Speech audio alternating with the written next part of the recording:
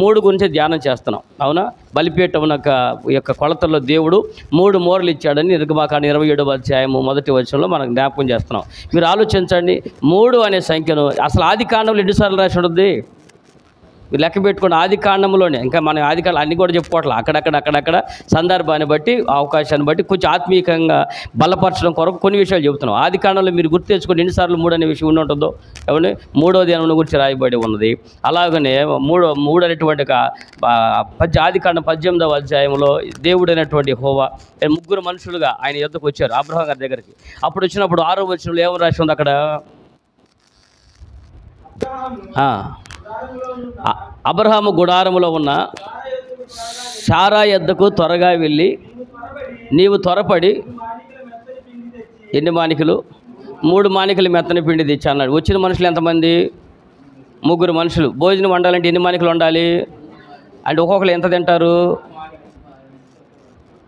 Okay, అంటే వచ్చినటువంటి వాళ్ళు సరిగ్గా తిరగలిగింది 3 మానికలు అనేటువంటిది వాటం. అలాగే ఉపమానం చెప్పేటప్పుడు కూడా మత్తయి సువార్త 13వ అధ్యాయంలో మరొకసారి ఉపమానం చెప్పేటప్పుడు కూడా 3 కుంచెల పిండిని తీసుకురండి. 13వ అధ్యాయం 33వ వచనం అనుకుంటా. మత్తయి సువార్త 13వ అధ్యాయం 33వ వచనంలో ఆయన మరి ఒక ఉపమానం వారితో చెప్పాను.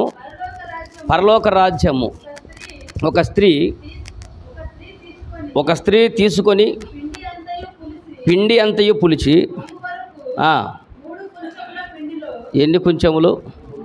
ఇంకా 3 కుంచెములు. ఇంకా మీరు ఆదికాండం గుర్తు తెచ్చుకొని జనరల్గా ఎక్కువ లోపలికి వెళ్ళిపోయినా గుర్తు తెచ్చుకునే చూస్తేనే యేసేపు జైల్లో ఉన్నప్పుడు కళ్ళగన్నారు ఇద్దరు. ఏమండి? ఆయన తోటి జైలులో ఉన్నటువంటి ఖైదీలు, ఆయనతో ఉన్నటువంటి 2 ఖైదీలు కలగన్నారు. ఏమేమి కలగన్నారు వాళ్ళు కూడా 3 తీగలు కనపడ్డాయి, 3 మాకు అన్న చెప్పేసి ఒకళ్ళు ఇలాగనే మాకు 3 కుంచెల పిండిని ఎత్తి పెట్టుకుని వెళ్తున్నాను, వచ్చి గద్దొచ్చి పొడుసుకు తిని అని అన్నారు. అలాగా 3 తీగలు 3 దినాలని ఒకరికి 3 గురించి చెప్పబడ్డారు. అవునా? ఇలా చెప్పుకుంటా వస్తే ఒక ఆది కాండం కానీ నిర్గమకాండం కానీ ప్రతి అధ్యాయంలో 3 అనే సంఖ్య పదే రాయబడతా వస్తూ ఉంది. ఇప్పుడు అన్నీ చెప్పలేదు కాబట్టి ఇప్పుడు మనం ఏదో 3 గురించి కొన్ని చెప్పి ఆపామనుకోండి, మరి దాని గురించి చెప్పలేదు అంటే మనం ఎక్కడ తీసుకొస్తాం చెప్పండి? అర్థమైందా? కాబట్టి ఇలాగన ప్రతి అంశంలో కూడా మనకు ఉన్నటువంటి ఆ అవకాశాన్ని బట్టి చెప్తూ ఉంటాం. ఇది ఎందుకు చెప్తున్నా అంటే ఇప్పుడు చెప్పబోయేటువంటి వాక్యం కూడా అలాగే ఉంటుంది. ఇప్పుడు మనకు అనుగ్రహించి మనకున్న సమయాన్ని బట్టి ఇప్పుడు ఒక వాక్యం మనం ధ్యానం చేయబోతున్నాం. 3 అనేటువంటి సంఖ్యను ఏం చేస్తుంది? 3 దినములు మన దేవుడు పునరుద్ధానం గురించి 3వ దినమునైనా లెగుస్తున్న విషయాన్ని గురించి అలాగే మనం ధ్యానం చేసాం. అలాగే ప్రార్థన రోజులు ఎన్నిసార్లు ప్రార్థన చేయాలి? 3 సార్లు ముమ్మారు ప్రార్థన చేయాలని లెక్క చెప్తే మళ్ళీ ఇంకొకరు కాబట్టి 3 సార్లు ఏంది? ఇంకెక్కువ సార్లు చేస్తే నష్టమా? ఇంకెక్కువ చేయకూడదా అని అనుకోకుండా ముమ్మారు ప్రార్థన అనేది మినిమం అనేటువంటి సంఖ్య. అంటే మినిమము 3 సమయంలో ఉంటాయి కాబట్టి ఉదయము, మధ్యాహ్నము, సాయంకాలం ఇలాగున 3 కాలాలను బట్టి దేవుడు ఖచ్చితంగా ఆ సమయాల్లో ప్రార్థన చేయండి. మిగిలినటువంటి ఎక్కువ అవకాశం ఉంటే ఎక్కువ కూడా చేయొచ్చు అని. కాబట్టి ఒక సందర్భాన్ని మనకు నేర్పిస్తున్నారు. అలాగుననే ఇప్పుడు కూడా మనం ఒక పాఠం నేర్చుకుందాం. ప్రార్థన రోజులో 3 సార్లు ప్రార్థన అని చెప్పాము. రోజులో ఏ టైంలో ప్రార్థన చేయాలి? 3 సార్లు ప్రార్థన చేసాం. కానీ రోజులో 3 గంటలకు ప్రత్యేకించి ప్రార్థన చేయడం ఒక సందర్భాన్ని పరిశుద్ధ గ్రంథంలో రాయబడి ఉంటుంది. ఆ 3 గంటలకు ఎందుకు ప్రార్థన చేశారు, 3 గంటలకు ఎందుకు ప్రార్థన చేయమనే విషయాన్ని కూడా మనం మళ్ళీ పూట ధ్యానం చేద్దాం. పరిశుద్ధ గ్రంథం అపోస్తుల కార్యముల గ్రంథం మీరు చూడండి ఒకసారి. అపోస్తుల కార్యముల గ్రంథము 3వ అధ్యాయం 1వ వచనం చూస్తే పగలు 3 గంటలకు ప్రార్థనా కాలమున పేతురును యోహానును దేవాలయమునకు ఎక్కి వెళ్ళుచుండగా. ప్రార్థన చేసుకుందాం. అందరూ ప్రార్థన ఏకీవించండి.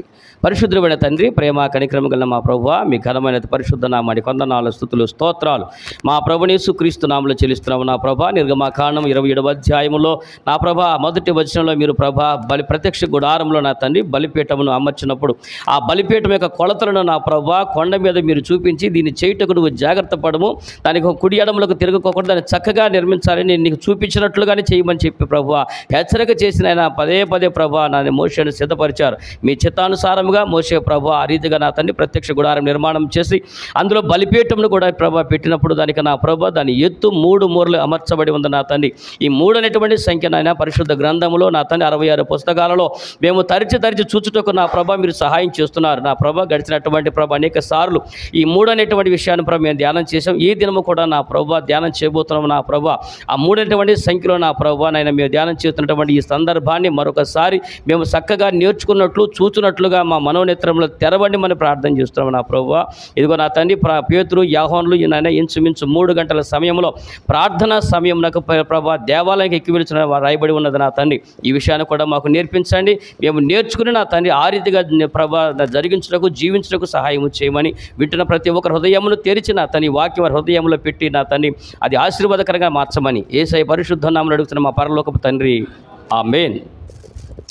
ఆ మంచిది. చదవనటువంటి వాక్య భాగములో 3 అనేటువంటి సంఖ్య ఇక్కడ మనకు ఒకటి సూచనగా సూచిస్తూ ఉంది. అపోస్తుల కార్యముల గ్రంథము 3వ అధ్యాయము 1వ వచనంలో పగలు ఇంచుమించు 3 గంటలకు పేతురు యోహాను ఎక్కడికి వెళ్తున్నారు? దేవాలయమునకు ఎక్కి వెళ్ళుచుండగా అని అన్నారు. ఎక్కి వెళ్ళుచుండగా దేవాలయం ఎక్కడుండి ఉంటుంది? దేవాలయం ఎక్కడుండి ఉంటుంది? ఎక్కి వెళ్ళుచుండగా ఎక్కడికి ఎక్కి వెళ్తారు?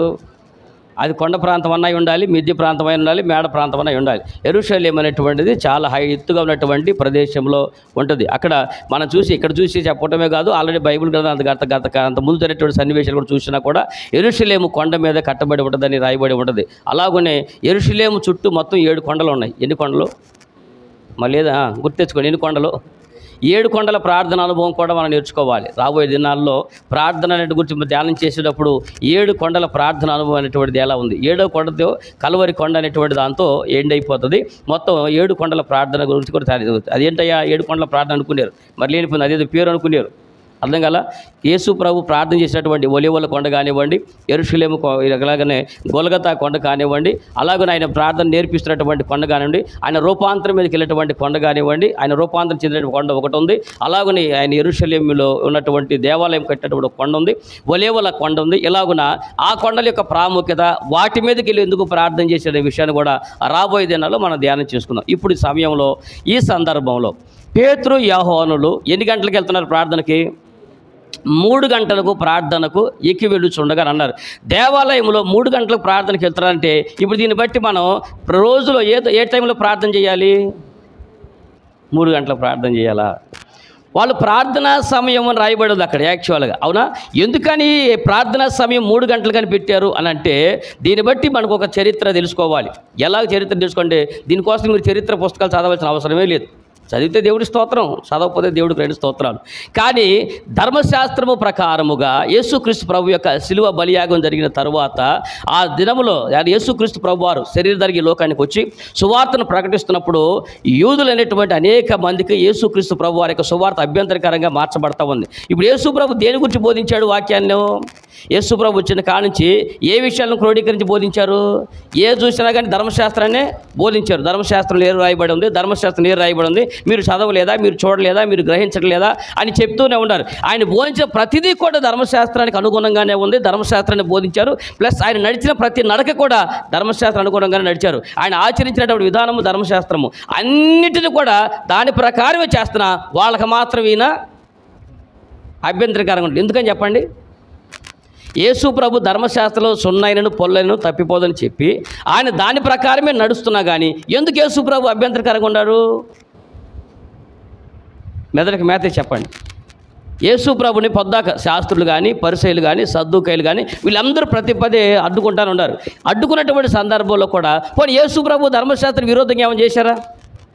ఒక రోజున వ్యభిచారం పట్టబడినటువంటి స్త్రీని కూడా యేసు ప్రభు దగ్గర తీసుకుని వచ్చారు. గుర్తుందా మీకు? అప్పుడు కూడా యేసు ప్రభు దగ్గర తీసుకొని వచ్చి నుంచోబెట్టి, బోధకుడా ఈ అమ్మాయి వ్యభిచారంలో పట్టబడి ఉందని తీసుకుని వచ్చారు. ఎంత ఎటకారం పోయి ఉంటారో. ఎత్తుకొచ్చినటువంటి వాళ్ళు ఎవరు? అసలు పరిశుద్ధులై ఉంటారు, బాగా పరలోకం దిగొచ్చిన దేవదూతలు లాంటి వాళ్ళు అనుకుంటారు అందరు పాపం. వాళ్ళు ఈ అమ్మాయిని తీసుకొచ్చి యేసు ప్రభు దగ్గర తీసుకొచ్చి ఏం చెప్పించాలని చూశారు? ఇది తీసుకొచ్చి ఈ అమ్మాయి వ్యభిచారంలో పట్టబడింది అని చెప్పి తీసుకొచ్చాడు. నిజానికి వ్యభిచారం చేస్తే ఒకళ్ళు చేస్తారు, ఇద్దరు చేస్తారా? ఆయన తీసుకురాలేదంటే ఆడు బాగా డబ్బు ఉండబడి ఉంటాడు. ఎందుకంటే ధనవంతుడు ఎన్ని పాపిష్టి వేషాలు వేసినా ఆడు సూపర్ అంటాడు. లేదా ఎత్తుకొచ్చినోడు చుట్టవన్నాయి ఉంటాడు. అవునా కదా? ఎందుకంటే తప్పు ఎదుటోళ్ళు చేస్తే కష్టం, అదే మన ఇంటోడు చేస్తే ఆడు మగాడు. ఎవడు? తప్పు చేసింది కదా, మన చుట్టం కదా, మన చుట్టాలు అంటే నేను అనుకుంటున్నాను అనమాట. అంటే అక్కడ లేదులే కానీ ఒకటే ఆ తప్పు చేసినట్టు వాడికి చుట్టం అన్న అయ్యి ఉండాలి, లేదా వాడు ఆ ప్రాంతంలో ధనవంతుడు అన్న అయ్యి ఉండాలి. అందుకని ఆయన వదిలిపెట్టి ఈ అమ్మాయిని పట్టుకుని వచ్చారు. లేదా యేసు ప్రభువును వాంటెడ్గానే యేసు ప్రభుని కావాలని ఎరకాట్లో పెట్టాలని తీసుకుని వచ్చి ఉంటారు. అప్పుడు యేసు ప్రభు దగ్గర తీసుకుని వచ్చినప్పుడు ఏమని చెప్పారు, ఈ అమ్మాయి మాకు పట్టబడింది వ్యభిచారం చేస్తూ, మోషే ధర్మశాస్త్రం ప్రకారం ఏం చేయాలి, రాళ్ళు పెట్టి కొట్టి చంపాలి అని రాసి అన్నారు. ఇప్పుడు యేసుక్రీస్తు ప్రభు ఏమని చెప్పాలి, అవునయ్యా ధర్మశాస్త్రం ప్రకారం మీరు చెప్పినట్టే చెయ్యండి అని చెప్పేసి అన్నాడు అనుకోండి. ఇంకా నువ్వు చెప్పేది ఏమన్నా మాకు, చూసారా ఒక అమ్మాయిని పట్టుకుని రాళ్ళు పెట్టి కొట్టి చంపమన్నాడు అయినా, ఇంకా కొత్తగా మనకి ఈయన నేర్పేది ఏముంది, ఈయనకి జాలి లేదు, కరుణ లేదు, దయ లేదు, ఈయన మీరు వెంబడిస్తున్నారని చెప్తూ ఉంటాడు. ఇప్పుడు వద్దు అని చెప్పాడు అనుకోండి, ఏమంటారు, చూసావా ఇతను ధర్మశాస్త్రాన్ని పాటించట్లేదు అని చెప్తాడు. అంటే ఏదైనా ఇప్పుడు యేసుప్రభు ఏం చెప్పినా కూడా మెడకు ఉచ్చు బిగించాలని తీసుకుని వచ్చారు. అంటే వాళ్ళు యేసుప్రభుకు ముందు ఈయన ఏ సమాధానం ఇచ్చినా ముందుకెళ్తే నొయ్యి, వెనక్కి వెళితే ఇలాగున రికార్డులో పెట్టి అలాగున సంతోషిస్తున్నారు వాళ్ళు. ఆ టైంలో యేసుప్రభు ఏం చెప్పాడు మీ అందరూ గుర్తున్నప్పుడు ఏమన్నారు చెప్పండి. అంటే ఇప్పుడు ధర్మశాస్త్రంలో వ్యభిచారంలో పట్టబడిన స్త్రీని రాళ్ళు పెట్టి కొట్టి చంపాలి, వ్యభిచారంలో పట్టబడిన పురుషుడు ఎవడైనా కానీ రాళ్ళు పెట్టి కొట్టి చంపాలి అని చెప్పిన రాసి ఉంది కదా. అంటే ఎవరు కొట్టి చంపాలని రాసి ఉంది, అంతే కదా. ఇప్పుడు ధర్మశాస్త్రం వాడు నెరవేర్చాలంటే వాడు ఏమై ఉండాలా, వాడు పాపం లేని వాడే ఉండాలి. యేసుప్రభు చెప్పారు, మీరు పాపం చేయవాడు ఎవడో ముందు రాయి వేసి కొట్టండి అని చెప్పాడు. ఒక్కడ కూడా లేడు. మంత్ర ఫోన్లు వచ్చినాయి అందరికీ, అవునా, మటన్ తీసుకొస్తారంటే మా ఆవిడ పిలుస్తుందని చెప్పి చెట్టోడు వెళ్ళిపోయాడు. ఒక్కడు కూడా అంతు లేకుండా పోయారు. ఏమండి అప్పుడు ఫోన్ లేవు కానీ వాళ్ళు ఫీల్ అయ్యి ఉంటారు, ఇప్పుడు చెప్తే అలాగే వెళ్ళిపోయాడు, జస్ట్ మినిట్ ఎక్కడే పోతానని ఒక్కడు కూడా లేకుండా వెళ్ళిపోయాడు. అప్పుడు యేసుక్రీస్తు ప్రభు వారు వచ్చి ఏమని చెప్పారు, అమ్మ వాళ్ళెవరు కూడా మళ్ళీ దీన్ని కూడా ఒకటే, యేసుక్రీస్తు ప్రభు వారు నేను కూడా రాయి వేయను అనగానే వీళ్ళందరూ ఈయన కంట కట్టారు. ఏమని, ఈయన కూడా పాపం చేశాను కూడా అందుకని నేను రాయి ఇట్లా. ఓరు నాయన, అక్కడ చెప్పింది యేసు ప్రభు, నేను రాయి వేయంటే రాయి వేసే అధికారం నాకు లేదని కాదు. ఇప్పుడు వెళ్ళినటువంటి వాళ్ళందరిలో కంటే రాయి వేసే అధికారం ధర్మశాస్త్రం ప్రకారం రాయి వేసే అధికారం ఒక్క నాకే ఉన్నది. కావాలంటే మీరు ఆ వచ్చిన దేవుని చేత ఈసారి చెప్తాను కానీ ఆమె వాళ్ళ మధ్యలో నిలబడిన రాసి ఉంటుంది. ఎవరి మధ్యలో, అందరు వెళ్ళిపోయిన తర్వాత వారి మధ్యలో నుంచుందని రాసి ఉంటుంది అక్కడ. ఈసారి చెప్తాను దాని గురించి. వారి మధ్యలో, నిజానికి అక్కడ ఉంది యేసుప్రభు ఒక్కడే, కానీ వాళ్ళ మధ్యలో నిలబడింది అని ఎందుకు రాశాడు అక్కడ వాక్యం, ఎందుకు రాసిందంటే జనాలు అందరూ వెళ్ళిపోయారు, ఆమె వారి మధ్య నిలుచుందన్నారు. ఎవరి మధ్య తెలుసా అండి, ఒక పక్క ధర్మశాస్త్రము, మరొక పక్క కనికరము. కనికరానికి ధర్మశాస్త్రానికి మధ్యలో ఏమి నుంచుంది. అప్పుడు యేసుప్రభు వారు ఆ ధర్మశాస్త్రం నెరవేర్చగలిగిన ఒకే ఒకడైన ఈయన, నేను ఏమీ చేయను, నేను కనికరిస్తున్నాను, నేను పాపని క్షమించాను, వెళ్ళిపోమని చెప్పాడు. దేవుడికి మహిమ కలుగునుగాక. ఇలా ఆయన ధర్మశాస్త్రం ఆచరించి పాటించి చూపిస్తూనే ఉండా కూడా యేసుక్రీస్తు అభ్యంతరకరంగా ఉంది. అంటే దీన్ని బట్టి ఎందుకు అభ్యంతరపరిచారంటే అవకాడోడు ఎవడో ధర్మశాస్త్రం ప్రకారం నడవడు కాబట్టి. అర్థమైంది మీకు? అవకాడున్నటువంటి యేసుప్రభుని ఎందుకు దూషించారు, ఎందుకు ద్వేషిస్తూ వచ్చారంటే అవకాడున్నటువంటి ఎవడు కూడా పరిసయ్యులు కానీ శాస్త్రులు కానీ సద్దుకాయలు కానీ 99.999% ఇంకా చెప్పంటే మించి ఎవడు దాన్ని అనుసరించినటువంటి వాడు ఎవరో లేరు. ఒక్క యేసు ప్రభే పర్ఫెక్ట్గా ధర్మశాస్త్రం ప్రకారం నడిచాడు కాబట్టి వాళ్ళకి అభ్యంతరకరంగా మారిపోయాడు అనమాట. అంటే దీన్ని బట్టి సత్యమైన సువార్తలు నడిచేవాడు అందరికీ అభ్యంతరకరంగా అర్థమైపోయింది అనుకుంటున్నా. సత్యవాక్యము నడిచేటువంటి వాడు, సత్యవాక్యాన్ని అనుసరించేవాడు, సత్యవాక్యాన్ని బోధించేవాడు లోకానికి ఏమవుతాడు, విరోధి అవుతాడు అనమాట. ఆటోమేటిక్గా లోకానికి విరోధిగా మారుతున్న విషయం మనకి ఇక్కడ అర్థమవుతా ఉంది. అయితే అలాగున బోధి యేసు ప్రభువుని ధర్మశాస్త్రం ప్రకారముగా ఆయన బ్రతికినా కూడా ఆయన తీసుకుని వెళ్ళి ఈయన దేవుడు కుమారుడు అని చెప్పి దేవుడితో సమానంగా చేసిన అబద్ధ సాక్ష్యాలు సృష్టించి మరి యేసు ప్రభుని సిలువుకి ఎక్కించి చనిపోయారు. యేసుక్రీస్తు ప్రభు వారు సిలువలో చనిపోయినటువంటి సమయం ఎప్పుడు చెప్పండి. మత్తయి సువార్త 27వ అధ్యాయం, మత్తయి సువార్త 27వ అధ్యాయము 46వ వచనం మీరు చూడండి ఒకసారి. ఇంచుమించు 3 గంటలప్పుడు యేసు ఏలి ఏలి లామా సబక్తాని బిగ్గరగా కేక వేసెను. ఇప్పుడు చెప్పండి, మళ్ళా 3 గంటలకు యేసుక్రీస్తు ప్రభువారు ఏం చేశారు? యేసుక్రీస్తు ప్రభువారు ఆ ప్రార్థన ఒలేవలకు అక్కడ మన ఆయన గొలగతనేటువంటి కొండ మీద సిలువ వేసినప్పుడు ఆ సిలువ బలియాగం జరిగిన తర్వాత ఇక ముగింపు సమయంలో ఆయన కరెక్ట్గా 3 గంటల సమయంలో అక్కడ రాసి ఉంది. ఇప్పుడు సమయం మెన్షన్ చేయాల్సిన అవసరం ఏమొచ్చింది చెప్పండి? యేసుక్రీస్తు ప్రభువారు ఇప్పుడు అక్కడ సమయాన్ని రాపించి యేసు ప్రభువారు సాయంకాల సమయంలోనో లేకపోతే సిలువ వేసిన తర్వాత ఆయన ఏలి ఏలి లామా సబక్తా అని ప్రార్థన చేసి తన ప్రాణమును అప్పగించిన రాయొచ్చు. కానీ అక్కడ ఒక సమయాన్ని కూడా మెన్షన్ చేశాడు. ఏమని? ఇంచుమించు 3 గంటలకి. ఈ మాట మార్కు సువార్తలో కూడా రాయబడి ఉంటుంది. ఇంచుమించు 3 గంటలకి యేసుక్రీస్తు ప్రభువారు ఏలి ఏలి లామా సబక్తా అని ఏం చేశాడు? నా దేవా నా దేవా నన్నేలా చేయి విడిచితివి అనే ప్రార్థన తన తండ్రికి ప్రార్థన చేసి తన ఆత్మను తండ్రికి అప్పగించాడు. 3 గంటల సమయంలో యేసుక్రీస్తు ప్రభువారు సిలువలో ఉండి ప్రార్థన కూడా చేశాడు. ఎందుకు 3 గంటల సమయము? ఈ 3 గంటల సమయంలోకి ఎందుకు ప్రార్థన చేస్తాడు? యేసు ప్రభు కూడా 3 గంటలకు ప్రార్థన చేస్తున్నటువంటి సందర్భం మనకు కనబడతా ఉంది. ఇంకా ఈ 3 గంటలకి ఆ సమయంలో 12 గంటల సమయం నుంచి ఆ రాజ్యం అంతా కూడా చీకటి ఆవరించబడి ఉందని వాక్యంలో రాయబడింది. మీరు కనుక చూస్తే మార్కు సువార్త 15వ అధ్యాయం 34వ వచనం మీరు చూస్తే ఆ ప్రాంతం అంతా కూడా చీకటి ఆవరించబడి ఉంది. 12 గంటల సమయానికి అక్కడంతా చీకటి పడింది అనే వాక్యం రాయబడి ఉంటుందండి. ఉందా? 3 గంటలకు యేసు ఏలోయి ఏలోయి లామా సబక్తా అని బిగ్గరగా కేకవేశాను. ఆ మాటలకు నా దేవా నా దేవా నన్నెందుకు చేయి విడిచితవని. రైట్. ఇప్పుడు మీరు 3 గంటల సమయంలో యేసు ప్రభు ప్రార్థన కూడా చేశాడు. 3 గంటలకు ఆ ప్రాంతం చీకటి పడి ఉంది. 3 గంటలకే దేవుడు ఆ ప్రార్థన చేసి ముగించడం రాయబడి ఉంది. ఎందుకు 3 గంటలు చేశాడు? 3 గంటలకు ప్రార్థన చేసి ఎందుకని ఈ మాట దేవుడు చెప్పాడు అనే విషయాన్ని. పైగా చీకటి కూడా పడిందని రాసి ఉంది. ఇప్పుడు 3 గంటలకు చీకటి పడిందండి చెప్పండి. 3 గంటలకు అనేది ఇప్పుడు చీకటి పడుద్దా? కానీ యేసుక్రీస్తు ప్రభువారు ఎప్పుడైతే సిలువ వేశారో ఆ ప్రాంతం అంతా ఏమైపోయింది? 12 గంటల సమయం నుంచి అల్లా చీకటి 3 గంటలకే చీకటి పడిపోయింది. దీని గురించి మీకు ఒకసారి నేను చెప్పాను. మీకు గుర్తుంటే స్తోత్రం, గుర్తు లేకపోతే 2 స్తోత్రాలు. ఎందుకు 3 గంటలకల్లా చీకటి తీసుకుని వచ్చాడంటే మీరు నిర్గమకాండలో గుర్తుందా మీకు? పస్కాని ఎలాగ వధించాలి? మీరు పస్కాని వధించినప్పుడు, పస్కాని మీరు ఆచరించినప్పుడు ఐగుప్తు అనేటువంటి చీకటి విడిచి వెళ్ళిపోయినప్పుడు మీరు అందరూ ఏం చేయాలంటే ఒక పస్కా పశువుని తీసుకుని దాన్ని ఒక ఎలాంటి లోపం లేనటువంటి దాన్ని తీసుకుని దాన్ని వధించిన తర్వాత సాయంకాలంలో మనగా చీకటి పడే లోపు దాన్ని మొత్తం మీరు ఏం చేయాలంట? తినివేయాలి. పస్కా బలిని ఎలా తీసుకుంటే దాని పొద్దుగూకే లోపు మీరు అందరు దాన్ని తినివేయాలి అని చెప్పాడు. అలాగా పొద్దుగూకే లోపు ఇంక మీకు ఏమీ మిగల్చకూడదు అని మనకు నిర్గమాకాండలో పస్కా పశువు చెప్పారు. అంటే పొద్దుగూకే లోపు అంటే చీకటి పడే ముందే ఏమైపోవాలి? పస్కా బాడేటువంటి బలి పశువు యొక్క కార్యక్రమం అంతా కూడా ముగించేసి మీరు అందరూ దాన్ని తినివేసేయాలి అని చెప్పేశాడు. ఇప్పుడు చెప్పండి, ఇప్పుడు ధర్మశాస్త్రం ప్రకారం నెరవేర్చబడాలంటే పస్కా పశువుని వధించిన తర్వాత ఏమైపోవాలి? చీకటి పడే లోపు తినివేయాలి. ఇప్పుడు యేసుక్రీస్తు ప్రభువారు కనుక ఎప్పుడు మామూలుగా అయితే 3 గంటలకు సిలువేశారు అనుకుందాం, 12 గంటలకు అలా సిలువేశారు అనుకుందాం, 3 గంటలకు యేసుక్రీస్తు ప్రభువారు తన ప్రాణాలు అప్పగించారు అనుకుందాం. ఓకేనా? ఇలా అనుకుని ఉంటే మీరు చెప్పండి ఎన్నింటికి చీకటి పడుద్ది? మామూలుగా అయితే 6 గంటలు చీకటి పడుతుంది. ఎందుకంటే అంతది అలాగనే మామూలుగా సరే మన లెక్క ప్రకారం చూసుకున్న సాయంకాలం 6 గంటలకల్లా చీకటి పడుద్దని అనుకుందాం. కానీ యేసుక్రీస్తు ప్రభువారు సాయంకాలం 6 గంటల దాకా బలిపశువుగా అక్కడ సిలువ మీద ఉండనిస్తారా? ఎందుకని? యేసు ప్రభు సిలువేసింది ఏ దినమున?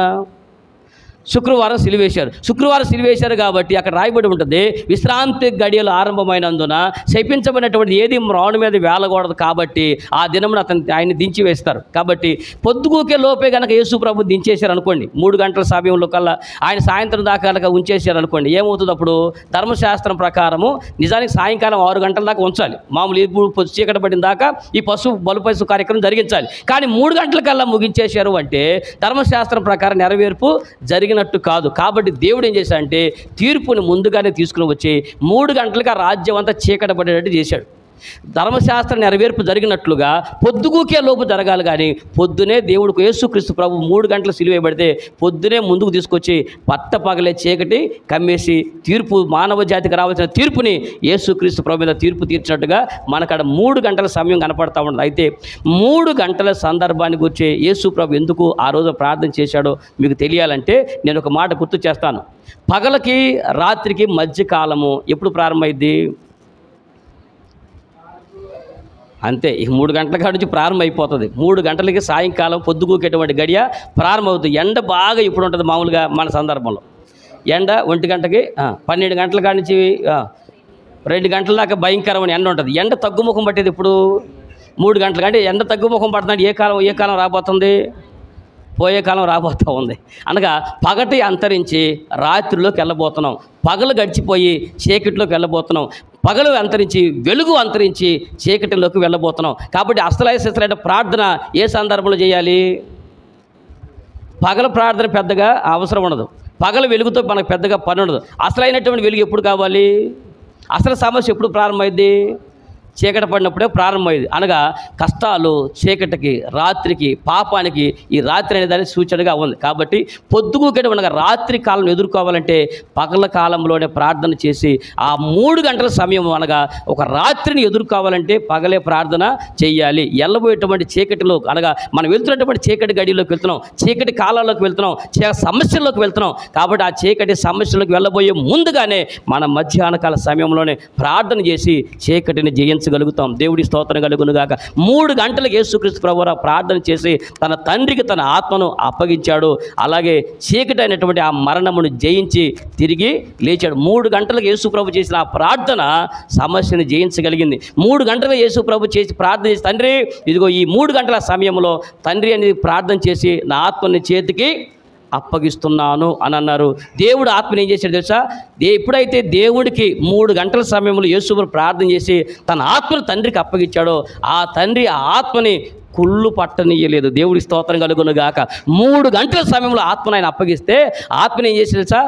ఆత్మను చక్కగా దాచిపెట్టేశాడు. 3 దినముల తర్వాత ఆ ఆత్మను మరలా ఆయనకి మహిమ దేహంలోకి పంపించాడు.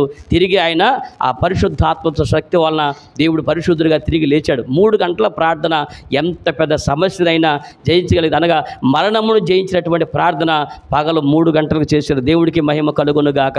అంతేకాదు పగలు 3 గంటలకి ధర్మశాస్త్రము జయించబడింది. దేవుడి స్తోత్రం కలుగునుగాక.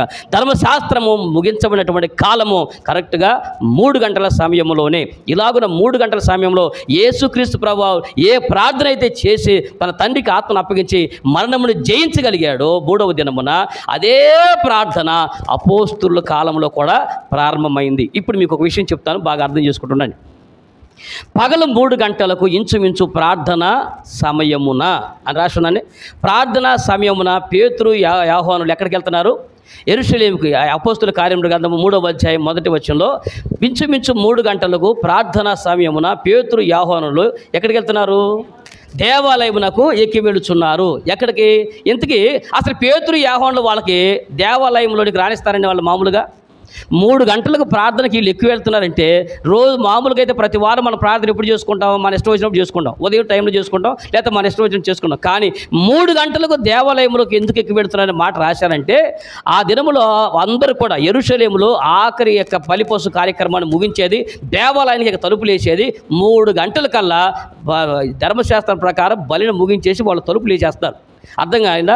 ఇప్పుడు యేసుక్రీస్తు ప్రభు బోధలు విన్నటువంటి వారు, యేసును అంగీకరించినటువంటి వారందరూ యూదులు అనేక మందిని యేసు ప్రభు నమ్ముకోవటం వలన ఆ యూదా జాతి అనేక మంది అక్కడ 2 వర్గాలు అయినాయి. ఒకటేమో దేవుని ధర్మశాస్త్రం ప్రకారం నడిచేవాళ్ళు, ఇంకొక వర్గమేమో క్రీస్తు ప్రకారం నడిచేవాళ్ళు. ఇప్పుడు యేసు క్రీస్తు ప్రభు వర్గం ఒక పక్క తయారైపోయారు కొంతమంది, వాళ్ళు అనగా క్రైస్తవులుగా పిలువబడ్డారు వాళ్ళు. మరొకళ్ళేమో యోధా జాతి, యూదులు గాను క్రైస్తవులు గాను యోధా జాతిలోనే 2 తెగలు మళ్ళీ మొదలైనవి. మామూలుగానే యోధా జాతిలో సద్దుకైలు పరిసయ్యులు ఈ గుంపు ఒకటి ఉంటే ఇప్పుడు ఇంకొక గుంపు మొదలైంది. దేవుడు క్రైస్తవులు యేసు ప్రభుని వెంబడించిన వారు, యేసునందు విశ్వాసం ఉంచిన వారు, క్రైస్తవులు అనేటువంటి వారు అత్యధిక శాతం మంది వాడు క్రైస్తవులుగా అంగీకరించినటువంటి వారు ఉన్నారు. ఇప్పుడు యేసుక్రీస్తు ప్రభువు అంగీకరించిన వారందరూ కూడా వాళ్ళెవరు? వాళ్ళు కూడా యూదులే. మరి వాళ్ళు ఏ టైంలో ప్రార్థన చేస్తారు?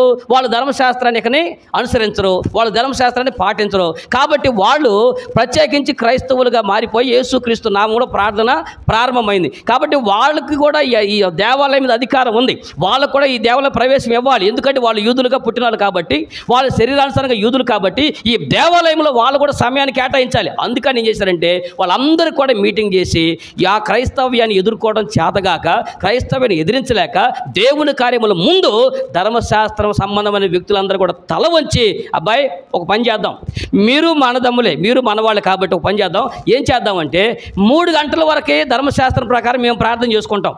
కాబట్టి ధర్మశాస్త్రం ప్రకారం మాకు 3 గంటలకు మా దేవాలయంలో, యెరూషలేము దేవాలయం మా ప్రార్థన అయిపోతుంది. 3 గంటల తర్వాత యేసునందు విశ్వాసం ఉంచిన వాళ్ళందరూ వచ్చి ప్రార్థన చేసుకోండి అని వాళ్ళకి సమయం ఇచ్చారు. దేవుడి స్తోత్రం కలుగును గాక. 3 గంటల కాడ నుంచి క్రైస్తవులు వెళ్ళి ప్రార్థన చేసుకుంటూ ఉంటారు. ఇది అప్పుడు యూదులకి క్రైస్తవులకు మధ్య జరిగినటువంటి వైరుధ్యాన్ని బట్టి వాళ్ళ మధ్యలో ఈ యొక్క దేవాలయాన్ని పంచుకునే వాళ్ళు ఒకటే దేవాలయం సమయాలు ఉన్నారు. అలాగే ఇప్పుడు మార్చుకొని వీళ్ళందరూ కూడా ద్వేషపూరితంగా మార్చబడుకున్నారు తప్ప, విద్వేషాలతో మార్చుకున్నారు తప్ప, నిజానికి ఆ రోజున ద్వేషంతో కాదండి. యేసుక్రీస్తు యొక్క ప్రభు యొక్క పరిశుద్ధాత్మ శక్తిని అడ్డుకోవడం చేతకాక ఆ రోజున దేవుని యొక్క వాక్యమునకు లోబడి అనేక మంది ధర్మశాస్త్రాన్ని ముగించింది. యేసుక్రీస్తు ప్రభు 3 గంటలకి ఆ రోజున ధర్మశాస్త్రం ముగింపు పలికాడు కనుక ప్రార్థన సమయం కూడా ధర్మశాస్త్రం ప్రకారం వాళ్ళు 3 గంటలు ముగించారు. ఇప్పుడు ప్రార్థనా కాలం అపోస్తులు ప్రార్థనా సమయం ప్రారంభించింది, దేవాలయం ప్రార్థన ఆరంభించింది. 3 గంటలకు ప్రార్థన జరుగుతూ ఉంది. కాబట్టి ఇంచుమించు 3 గంటల సమయంలో యేసుక్రీస్తు ప్రభువారు ఆ రోజున బలిని ముగించారు. అలాగనే 3 గంటలకి ఇక యెరూషలేములో జరిగినటువంటి ప్రతి ప్రార్థన క్రైస్తవులుగా వాళ్ళందరికీ కూడా 3 గంటల ప్రార్థన సమయం ఇచ్చి ఆ దిన ప్రార్థన చేస్తున్నారు. విచిత్రమైనటువంటి అద్భుతమైన విషయం. 3వ విషయం కూడా ఇంకో సందర్భాన్ని మీకు గుర్తు చేస్తాం. పరిశుద్ధ గ్రంథంలో మళ్ళీ 3 గుర్తు చేయాలిగా. ఒకటేమో యేసు ప్రభు 3 గంటలకి ప్రార్థన చేశారు. ఇంకోటేమో అపోస్తులు పేతురు, యోహానులు 3 గంటలకు ప్రార్థనా సమయంలోకి వెళ్ళారు. మరి 3 అనే విషయం చెప్పినప్పుడు మూడో విషయం కూడా చెప్పాలి కదా. అది కూడా చెబుతాం. పరిశుద్ధ గ్రంథంలో మీరు చూడండి, అపోస్తుల కార్యముల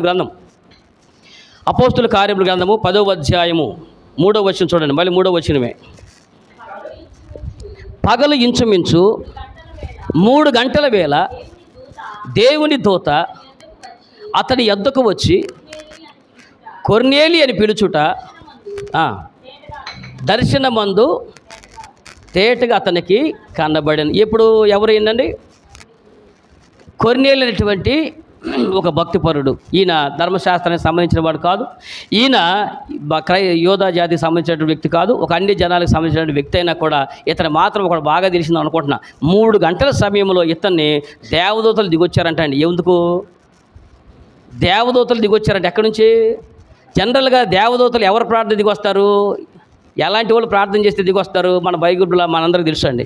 అబ్రహాము ప్రార్థన చేస్తే దేవుడే దిగొచ్చాడు. 3 వ్యక్తులుగా త్రియేక దేవుడు దిగివచ్చి అబ్రహాం దగ్గరికి వచ్చాడు. అలాగుననే యాకోబు ప్రార్థన చేస్తే 2 సైన్య సమూహాలు వచ్చినాయి. ఎవరు?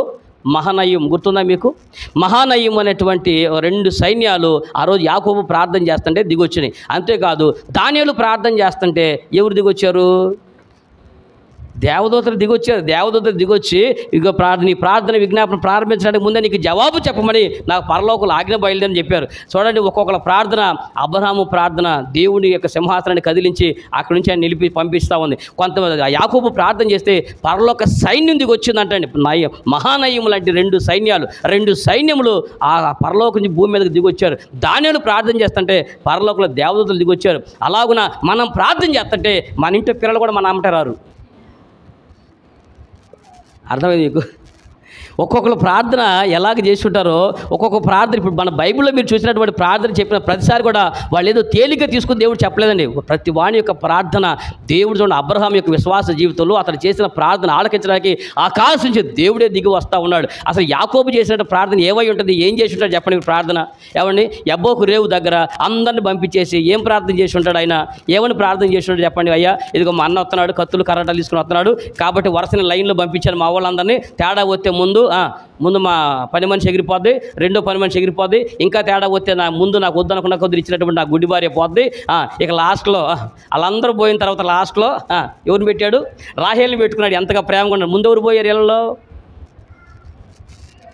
మర్చిపోయినట్టున్నారు. యాకోబు తెలివిగా పంపించాడు చూసారా?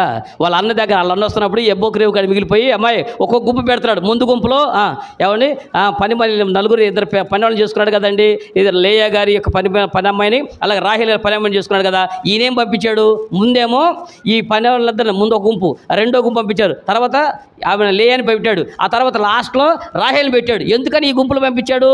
వాళ్ళ అన్న కోపం వచ్చి మొదలు చంపేస్తే ముందు ఆమె పోద్ది, రెండో ఆమె పోద్ది, లేయా పోద్ది, లాస్ట్లో అంటే ఇప్పుడు ఈయన దృష్టిలో పోతామంటూ జరిగితే ఎవరు మిగిలిపోవాలి? తనకి ఇష్టమైన భార్య రాహేలు మిగిలిపోద్ది, ముగ్గురు పోతే పోతాను అనుకున్నాడు. కానీ కథ ఎటు తిరిగింది? వాళ్ళలో ముందు వెనక నుంచి పోయి ముందు రాహేలు పోయింది. ఏమండి? ముందు వాళ్ళందరి టీంలో కంటే ముందు రాహేలే చనిపోయింది. అర్థం కదా? మన లెక్క వేరుగా ఉంటుందండి. నీ తలంపులు వేరు, అర్థమైంది కదా? దేవుడి తలంపులు వేరు, మనుషు తలంపులు. మనుషు రీతి ఆలోచన చేశాడు ఆయన. ఆ బోకురి కూడా ప్రార్థన చేస్తే పరలోక సైన్యం దిగి వస్తూ ఉందండి. అలాగున ఈ రోజున దానియేలు ప్రార్థన చేస్తూ ఉంటే దేవదూతలు దిగొచ్చి సమాధానం చెబుతూ ఉన్నాయి. ఇవి వాళ్ళందరూ దేవుని తెలిసినట్టు, అబ్రహాము దేవుని తెలుసుకున్నటువంటి వాడు, అలాగే యాకోబు దేవుని తెలుసుకున్నటువంటి వారు, దానియేలు దేవుని ఎరిగినటువంటి వాడు. కానీ కొర్నేలి దేవుడే ఎరగినటువంటి ఒక అన్ని జనాల్లో ఉన్నటువంటి వ్యక్తిగా ఉన్నటువంటి ఆయన ప్రార్థన చేస్తే ఎవరు దిగొచ్చారంట? అక్కడ రాష్ట్రంలో మీరు చూడండి, 3 గంటల సమయంలో ఎవరు వచ్చారండి కొర్నేలి దగ్గరికి? దేవుని దూతలు అతని యొద్దకు.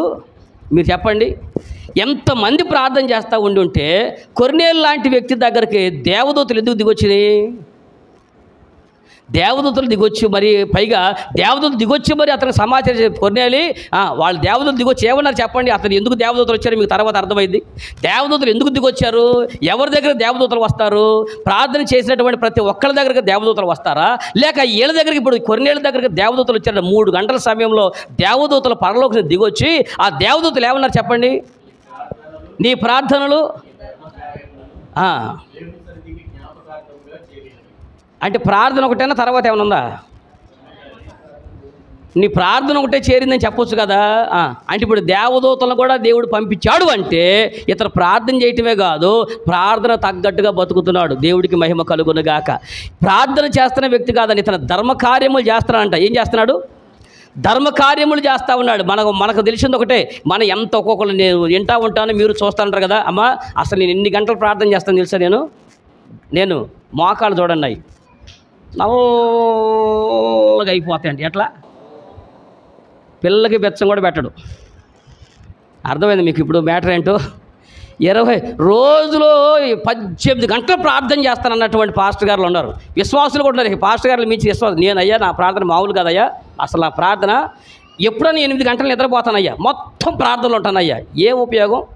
ఏప్రాలకి కనీసం చీర కూడా పెట్టవు, కనీసం నీ తోడుకోవడానికి కనీసం పలకరింపు ఉండదు, కనీసం నీ సొంత అన్నదమ్ములు కష్టంలో ఆదుకోవు, నీ సొంత వాళ్ళు ఇంత ఆదుకోవటం, నీ కనీసం సొంత వాళ్ళకి సహాయం చేయడం నీకు చేత కాదు. నువ్వు ఎన్ని సంవత్సరాలు ప్రార్థించి ఉపయోగం ఏంటన్నా? నీ ప్రార్థన ఏం నెత్తిలేసి కొట్టుకోనా? దేవుడు ఏం చేసి కొట్టుకున్నాడు చెప్పండి? నీ ప్రార్థన తగ్గట్టు నీ బతుకు లేకపోతే, నీ ప్రార్థన తగ్గట్టు నీ జీవితం లేకపోతే, నీ ప్రార్థన తగినట్టుగా నీ ధర్మకార్యం లేకపోతే ఏం చేయాలి? ఎవరిని పంపించాలి నీ దగ్గరికి చెప్పండి? ప్రార్థన తగ్గట్టుగా ఇతను ఏదైతే ప్రార్థన చేస్తున్నాడో, ఏ ప్రార్థన అయితే దేవుడు చేస్తున్నాడో ఆ ప్రార్థన తగ్గట్టుగా అతడు ధర్మకార్యాలు కూడా దేవుడి యొద్దకు వెళ్ళి అంట. దేవుడికి మహిమ కలుగును గాక. నీ ధర్మకార్యములు కూడా జ్ఞాపకార్థంగా దేవుడి సన్నిధికి వచ్చినాడంటే ఇతను ప్రార్థన చేసేవాడు కాదు, ప్రార్థన ప్రకారం నడుచుకునేవాడు అన్నమాట. అర్థమైందా? నోటంట ప్రార్థన చేయటం ఏముందండి? ఊరిని వచ్చే మాటకి బిల్లు అయిద్దా చెప్పండి? ప్రార్థన ఎన్ని గంటలు? నేను 16 గంటలు చేస్తున్నాను. ప్రార్థన చేస్తే అన్నీ జరిగిపోతాను కూడా 16 గంటలే ఉంది. కష్టపడి పని చేయటం మానేసి మోకాలేసి ఇదే పనిలో ఉంటాం మరి. అర్థమైందా? ఇప్పుడు రోజులు 8 గంటలు బయటికి వెళ్ళి పని చేసి కూలి డబ్బులు సంపాదించుకురావడం కంటే ప్రార్థన చేస్తే పని అయిపోతాను అనుకున్నాను అనుకోండి. ఇంక నేను మోకాలేసి ప్రార్థన చేసేసి ఇంక ప్రభు స్తోత్రం ఉన్నవాడా, చూసి చూడనవాడా, ఆగరం చూసినవాడా, అబ్రహాం చూసినవాడా, యాకోబు చూసినవాడా, ఇస్సాకు చూసినవాడా, ఇక మోషేను చూసినవాడా, యెఫ్తాను చూసినవాడా, సంసోను చూసినవాడా, సొలొమోను చూసినవాడా అనుకోండి. చెప్పి బైబిల్ గంధం అడు ఎవరు చదివాను అనుకోండి, రోజు అలా పట్టుద్దిగా. ఇప్పుడు ఏం చేయాలా? ఇక నా ప్రార్థన పరుడేనా?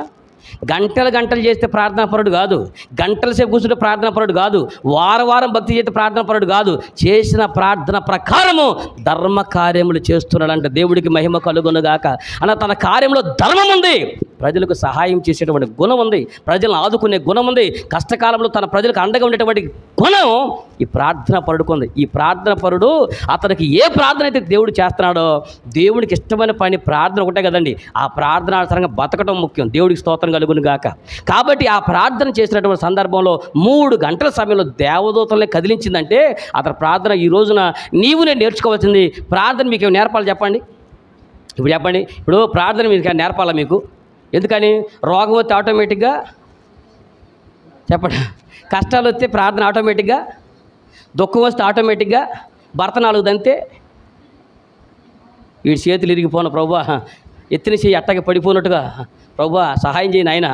అంతేగా ప్రార్థన చేయడం పెద్ద కష్టం. ప్రార్థన చేయడానికి కష్టాలు అయితే ఆటోమేటిక్ ప్రార్థన వచ్చేసింది. ఎవరు నేర్పవసలా? కష్టం ప్రార్థన నేర్పించింది, బాధలు ప్రార్థన నేర్పిస్తాయి, అప్పులు ప్రార్థన నేర్పిస్తాయి, మనం ఉన్న పరిస్థితులు ఆటోమేటిక్ ప్రార్థనను ఎవరికైనా ప్రార్థన అనేటువంటిది దేవుడి దగ్గరకు వచ్చి మోకాలేసి మన కష్టాలు, మన బాధలు, దుఃఖాలు, ఈ అవమానాలు, ఇందులో అవే ప్రార్థన నేర్పిస్తాయండి. కానీ మనం నేర్చుకోవచ్చు ఏంటంటే, మనకు ప్రార్థన నేర్పించడం కంటే ముందు చేసే ప్రార్థన దేవుడు చేస్తున్నామో ఆ దేవుడికి ఇష్టానుసారంగా బతకటం ముఖ్యం. దేవుడికి స్తోత్రం కలుగును గాక. కాబట్టి ఈ రోజున ప్రార్థన 3 గంటలకు వచ్చినప్పుడు దేవదూతలు దిగొచ్చారంటే ఆ సమయంలో చేసిన ప్రార్థన వలన అద్భుతం జరిగింది. ఇతను ప్రార్థన ఒకటే కాదు, 3 గంటలకు దేవదూతలు కూడా దిగొచ్చినటువంటి ఈ కొర్నేలి ప్రార్థనలో ధర్మ కార్యాలు కూడా ఉన్నాయి. కాబట్టి మనం చేసిన ప్రార్థన అంటే మనం ప్రార్థన చేయటమే కాదు, 10 మందికి సహాయం చేయాలి. దేవుడికి మహిమ కలుగును గాక. నువ్వు 10 మందికి సహాయం, మీరు అనుకో సహాయం అనగానే డబ్బులే కాదండి. సహాయం అనగానే ఒక డబ్బులు ఒకటే సహాయం కాదు, డబ్బులు ఉంటే చేస్తాం, లేకపోతే కనీసం ఒక మోరల్ సపోర్ట్ అన్నా, కష్టాల్లో ఉండేవాడికి మనం తోడుగా ఉండేటువంటి నీడగా ఉండాలి, మేము అండగా ఉంటామని కనీసం ఒక ధర్మ కార్యములు చేయటం అంటే నీకు అతను ఏదైతే ఉందో, నువ్వు ఎదుటివాడికి ఏదైతే చేయగలవో నువ్వు చేయగలిగి ఉండి కూడా అది చేయకోకుండా మానేయడం. నువ్వు ఎన్ని ప్రార్థన చేస్తే ఉపయోగం ఉంది? పక్కన పాస్టర్ గారు కష్టాలు ఉంటే పట్టించుకోవు, పక్కన విశ్వాసులు కష్టాలు ఉంటే పట్టించుకోవు, తోటి వాళ్ళ ఇబ్బందులు కూటికి లేకుండా మాడుతూ ఉంటే వాళ్ళని పట్టించుకోవు, వాళ్ళ కష్టాలు నువ్వు కనీసం పలకరించవు. ఇంక నీ ప్రార్థన చేసి నెత్తినేసి కొట్టుకుంటారు చెప్పండి. కాబట్టి నువ్వెంత ఎన్ని సంవత్సరాలు ప్రార్థన చేస్తున్నా, నువ్వెంత ప్రార్థన పడవు అనుకున్నా ఆ ప్రార్థన మాత్రం వేస్ట్ అయిపోతుంది, వ్యర్థమైపోతుంది. ఒకటే, దేవుని యొక్క ఆత్మ కదిలించబడాలంటే, దేవుడి కూడా నీ ప్రార్థన అంగీకరించబడాలంటే ఆ ప్రార్థన తగినట్టుగా నీ ధర్మ కార్యములు ఉండాలి. ఆ సమయంలో వారు చేసిన ప్రార్థన 3 గంటల సమయంలో, కొర్నేలి ప్రార్థన చేసిన సమయంలో దేవదూతలు కూడా దిగొచ్చి నీ ప్రార్థన ధర్మ కార్యాలు దేవుని యొద్దకు చేరిన అనే విషయాన్ని చెప్పారు. కాబట్టి 3 గంటల ప్రార్థనలో కొర్నేలి అద్భుతమైన దేవదూతలే చూశాడు. అంతేకాదండి, మన మూలవాక్యం ఇప్పుడు మనం ఒకసారి చదువుకున్న అపోస్తుల కార్యముల గ్రంథము 3వ అధ్యాయము 1వ వచనంలో పేతురు యోహానులు 3 గంటల సమయంలో ప్రార్థనకు ఎక్కి వెళ్ళుచుండగా ఆ సమయంలో ఏం జరిగింది మీరు చెప్పండి? 3 గంటల సమయంలో వాళ్ళు ప్రార్థన చేశారు. కుంటివాడనేది మొదలుకొని ఒక వ్యక్తిని అక్కడ కుంటివాడేటువంటి వాడు దేవాలయంలో లోపలికి వెళ్ళివారని భిక్షం అడుగుటకు ప్రతిదినము వారిని శృంగారమును దేవాలయపు ద్వారమునొద్ద ఉంచుచూ వచ్చేది. పేతురు యోహానులు దేవాలయములో ప్రవేశించబోనప్పుడు వాడు చూచి భిక్షం అడుగగా పేతురును యోహానును వారిని తేరి చూచి మా తట్టు చూడమన్నది. వాళ్ళు వారి యొద్ద ఏమైనా దొరుకునని కనిపెట్టచ్చు. అసలు చేతులు ఎంకే చూస్తున్నాడేమో, మీ తలలో పైకి ఎత్తుకోరుడి ఏమండి, ఏమేంక చూస్తూ ఉంటాడు, వాళ్ళు చేతులు ఎంక చూస్తున్నాడు. 3 గంటల సమయంలో వీరు దేవాలయంలోకి ఎక్కి వెళ్తున్నాండి. 3 గంటల సమయంలో వీళ్ళు ప్రార్థనా సమయము ఎలాంటి అద్భుతమైన కార్యం చేసిందంటే, 3 గంటల సమయంలో ప్రార్థన దేవదూతను తీసుకొస్తే 3 గంటల సమయంలో చేసినటువంటి ప్రార్థన వలన ఏమండి కాళ్ళు లేటువంటి వాడు అనేక సంవత్సరాలు అడుక్కుంటూ బ్రతుకుతున్నాండి. అతను తీసుకుని వచ్చి దేవాలయ ద్వారం దగ్గర కూర్చోబెడుతున్నారు. ఆ కూర్చోబెట్టే సమయంలో అనేక మంది వచ్చి భిక్ష వేస్తూ ఉన్నారు. ఇక మరి సాయంత్రానికి ఆయన తీసుకుని ఈ ప్రార్థన అయిపోయి తీసుకుపోతున్నట్టున్నారు. అయితే ఇప్పుడు జరిగినటువంటి కథ ఏంటంటే, వారు పేతురు యోహాను వైపు తేరిపార చూస్తూ ఉన్నారు. పేతురు వాళ్ళ ఎంగ చూసి మా దగ్గర మా తట్టు చూడమనగానే అతడు వారి యొద్ద ఏమైనా దొరుకునని కనిపెట్టుచు వారి యందు లక్ష్యం ఉంచాను. అంతటా పేతురు, వెండి బంగారములో నా యొద్ద లేవు, కానీ నాకు కలిగినదే నీకిచ్చుచున్నాను. నజరేయుడైన యేసుక్రీస్తు నామములో నడువమని చెప్పి వారి కుడి చేయి పట్టుకుని లేవనెత్తెను. వెంటనే వాడి పాదములు శీల మండలము బలము పొందెను. వాడి దిగ్గున లేచి నిలిచి నడిచెను. దేవుడు ఏం చేస్తాడు? ఇక ఆయన గురించి అసలు ఇక దాని గురించి చెప్పుకుంటూ వెళ్ళాలంటే 1 కాదు 2 కాదండి. ఇప్పుడు మీరు మాట చెప్పా, కొర్నేలి 3 గంటల సమయంలో ఆ ప్రార్థన చేసినప్పుడు దేవదూతలు 3 గంటలు దిగొచ్చారు. అప్పుడు ఏమన్నారు వాళ్ళు? మీ ధర్మ కార్యములు దేవుని యొద్దకు చేరిని, జ్ఞాపకార్థంగా నీ ప్రార్థన నీ ధర్మ కార్యములు చేరిని అన్నాం. కాబట్టి మనం ప్రార్థన చేసేటువంటి వాళ్ళు ఏం చేయాలని చెప్పాము? 3 గంటల సమయంలో ప్రార్థన చేయటంలో అతను దేవదూతలే దించి వస్తే ఆ దేవదూతలు ఇచ్చినటువంటి స్టేట్మెంట్ ఏంటంటే, నీ ధర్మ కార్యాలు దేవుని యొద్దకు చేరిని అన్నాం. అంటే ప్రార్థన చేసేవాడు ఏం చేయాలనుకుంటున్నాము? ధర్మ కార్యాలు చేయాలనుకున్నాం. ఇప్పుడు 3 గంటల సమయంలో వీళ్ళు కూడా ప్రార్థనకి వెళ్తున్నారు, దేవాలయానికి వెళ్తున్నారు. 3 గంటల సమయంలో వీళ్ళు ప్రార్థనకి ఎక్కి వెళ్తున్నారు. ఈ సందర్భంలో జరిగినటువంటి కార్యం ఏంటంటే, మా దగ్గర వెండి బంగాలు అయ్యా కొర్నేలికి ఉన్నట్టుగా మా దగ్గర అనుకుందాం. ఇప్పుడు కొర్నేలు ధర్మకార్యాలు చేశాడు. అతని దగ్గర ధర్మకార్యాలు ఉన్నాయి, అతని దగ్గర డబ్బులు ఉన్నాయి, లేకపోతే ఆదాయం ఉంది, ఆస్తిపరుడు కాబట్టి అతను ప్రార్థన చేసేవాడు, ధర్మకార్యాలు చేశాడు. మేము ప్రార్థనా పరులమే, మేము ప్రార్థన చేసేవాళ్ళమే, మేము ప్రార్థించే సేవకులమే. అయితే నువ్వు మా యొక్క చూస్తున్నావు కదా, మీకు ఇవ్వటానికి నా దగ్గర కొన్నేళ్ళు లాంటి ఆస్తిపరులం కాదు, మేము ధనవంతులం కాదు, కానీ మా దగ్గర మాత్రం ఒకటి ఉంది. ఎందుకంటే మేము ధనవంతులు కావాలని మా నిమిత్తము దరిద్రుడుగా సిలువకెక్కి 3 గంటలకు తన ప్రాణం అప్పగించిన ఆ నజరైట్ అని యేసు నామములో మాకు కలిగినదే నీకు ఇస్తున్నాము అని చెప్పి వారు చేతులుంచుకుని యేసు నామములో లేచి నిలబడమని చెప్పారు. దేవుడి స్తోత్రం కలుగును గాక. ఇతను అడుక్కు తినేటువంటి జీవితాన్ని నుంచి మార్చేసి గెంతులు వేసి ఇతరే 10 మందికి చేయి చాచేటట్టు చేశారు. దేవుడి స్తోత్రం కలుగును గాక. ఇతరే 10 మందికి చేయి చాచి సహాయం చేసినట్టు స్థితిలోకి దేవుడు వారిని తీసుకో. ఇప్పుడు మీరు చెప్పండి, ప్రార్థన పడినటువంటి వీళ్ళు 3 గంటలు చేసినటువంటి ఆ ప్రార్థన కాళ్ళు పోయినటువంటి వ్యక్తిని, లెగవలేని వ్యక్తిని స్వస్థపరిచి అతను అడుక్కునే వ్యక్తిని ఇతరులకు దాన ధర్మ చేసే స్థాయికి తీసుకొని రాగలిగారు. దేవుడికి మహిమ కలుగునుగా. కాగుననే ఈరోజు నీకు నాకు ఉన్నటువంటి విద్యని ఇంకొకరికి ఏం చేయాలా? ఇప్పుడు మాకు ఉన్నదే అన్నారు అపోస్తులు. ఏమంటున్నారు? పౌలు, పేతురు, యోహానులు, మాకు కయ్యా మా దగ్గర వెండి బంగారాలు అయితే లేవు, కానీ నీకు చేయాలనేటువంటి మా కోరిక ఉంది. అది ఏం చేయగలుగుతామంటే మాకు కలిగినదే మేము మీకు ఇస్తున్నాము అని చెప్పండి. కాబట్టి ఏం కలిగి ఉన్నారు వీళ్ళు? యేసు ప్రభువుని కలిగి ఉన్నారు. కాబట్టి ఆ యేసు నామంలో ఏది జరిగిందంటే, ఇక నువ్వు ఇన్ని సంవత్సరాలు అడుగు తింటూ బ్రతుకుతున్నావో, నా బలహీన స్థితిలో బ్రతుకుతున్నావో, ఆ బలహీనుణ్ణి బలపరిచారు. హీన స్థితిలో నుంచి, దీన స్థితిలోంచి ఉన్నతమైన స్థితిలో పెట్టి గంతులు వేసేదాకా తీసుకుని వచ్చారు. దేవుడికి మహిమ కలుగును గాక. కాబట్టి మనకున్నటువంటి ఆత్మసమైనటువంటి విద్య ఏదైతే ఉందో అది ప్రార్థన ద్వారా ఎదురువారికి మన సహాయము, ప్రార్థన ద్వారా సహాయం చేయొచ్చు. అలాగే కొంతమంది ఉంటారు, వాక్యం వాళ్ళకి తెలిసి ఇంకెవరికి వాక్యం ఇంకెవరికి చెప్పరు. తనకంటే ఎక్కువ వాక్యం అవకాశం దేవుని మందిలో వాక్యం చెప్పగలిగే వాళ్ళు ఎంతమంది ఉండా, ఎన్ని సంవత్సరాలైనా విశ్వాసులు కూర్చుని ఇనే బతుకు తప్ప. అర్థమైందా?